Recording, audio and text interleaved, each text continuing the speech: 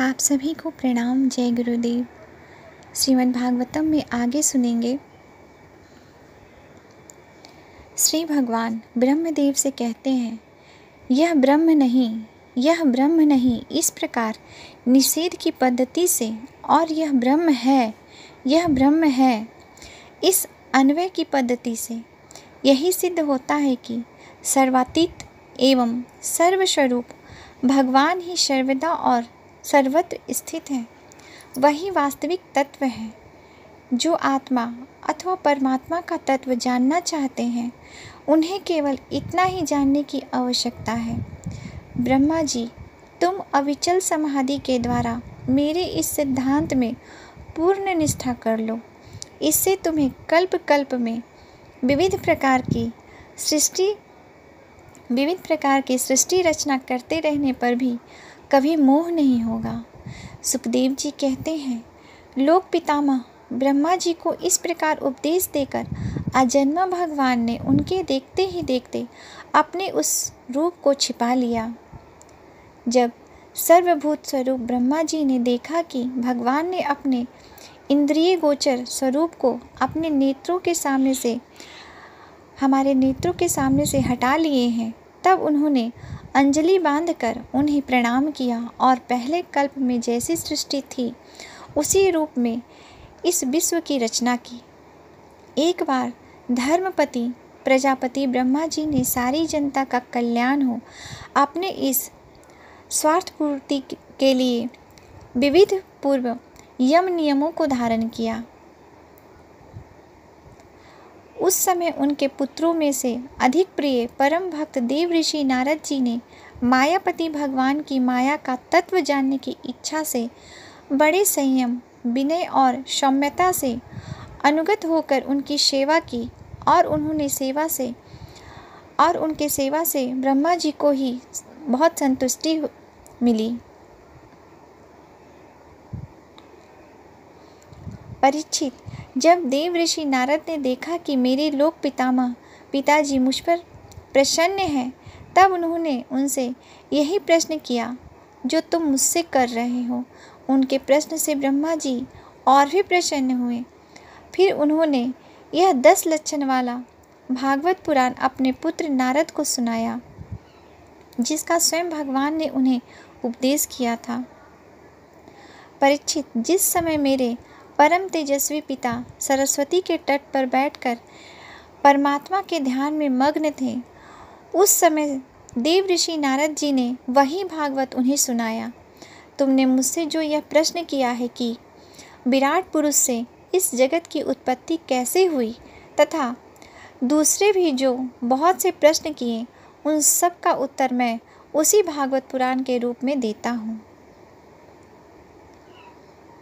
भागवत के 10 लक्षण। श्री सुखदेव जी कहते हैं, परीक्षित, इस भागवत पुराण में सर्ग, विसर्ग, स्थान, पोषण, ऊति, मनवंतर, ईशानु कथा, निरोध, मुक्ति और आश्रय, इन 10 विषयों का वर्णन है।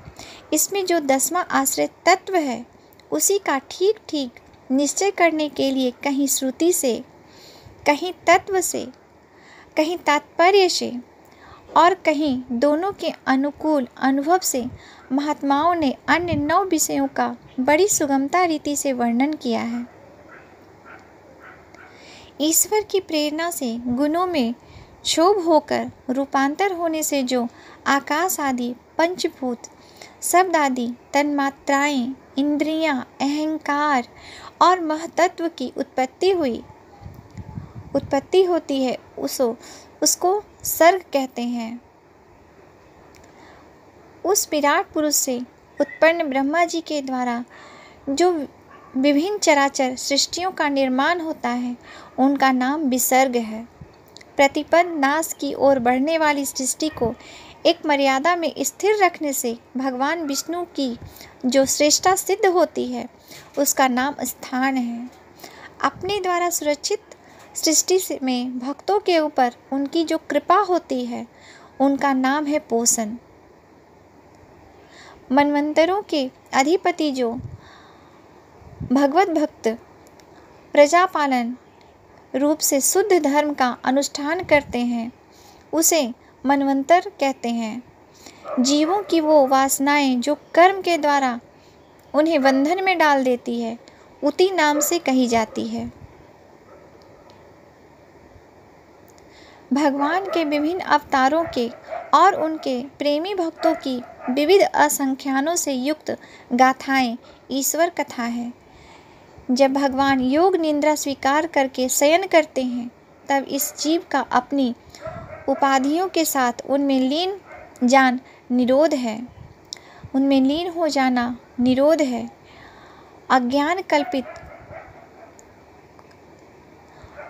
कल्पित कर्तृत्व, भोक्तृत्व आदि अनात्म भाव का परित्याग करके अपने वास्तविक स्वरूप परमात्मा में स्थित होना ही मुक्ति है। परीक्षित, इस चराचर जगत की उत्पत्ति और प्रलय जिस तत्व से प्रकाशित होते हैं वह पर ब्रह्म ही आश्रय है। शास्त्रों में उसी को परमात्मा कहा गया है जो नेत्र आदि इंद्रियों का अभिमानी दृष्टा जीव है।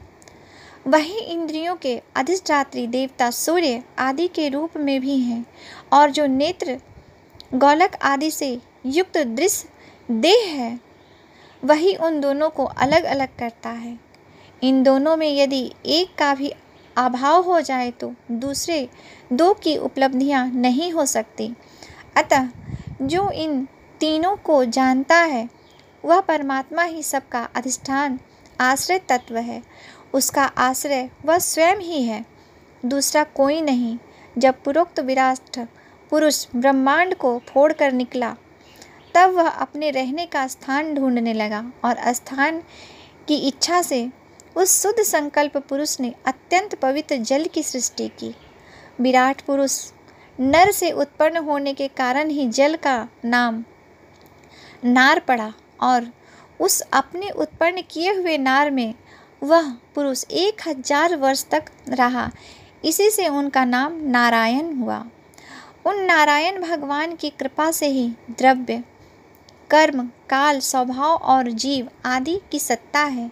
उनके उपेक्षा कर देने पर और किसी का अस्तित्व नहीं रहता। इन अद्वितीय भगवान नारायण ने योग निद्रा से जाकर अनेक होने की इच्छा की।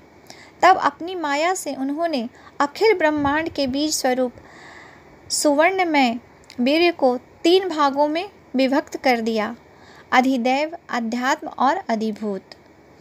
परीक्षित, विराट पुरुष का एक ही वीर्य 3 भागों में कैसे विभक्त हुआ सो सुनो। आज के लिए यहीं तक। आप सभी को प्रणाम। जय गुरुदेव। जय श्री कृष्ण।